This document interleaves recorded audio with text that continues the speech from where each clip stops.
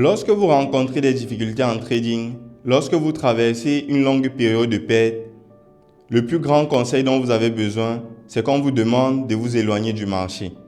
Ça, c'est ce qui est vrai. Mais le problème, lorsqu'on s'éloigne du marché, c'est qu'en réalité, on ne devrait pas trop s'éloigner du marché. Ce qu'on veut dire à travers cela, c'est qu'on vous demande d'arrêter de trader avec de l'argent réel pendant un moment. Mais ça ne veut pas dire que vous devez abandonner les graphiques. Je vois beaucoup de personnes dire que le trading m'a beaucoup trop déçu, j'ai décidé de mettre une pause et de reprendre après. Mon gars, que tu fasses 1 mois, 2 mois, 1 an à arrêter de trader complètement, lorsque tu reviendras, le marché va te rappeler qu'il est roi. Ça ne changera rien à ta situation. Donc ce que tu dois savoir, c'est que ce n'est pas arrêter de trader qui est la solution. Prendre du recul peut signifier que tu dois trader en compte démo.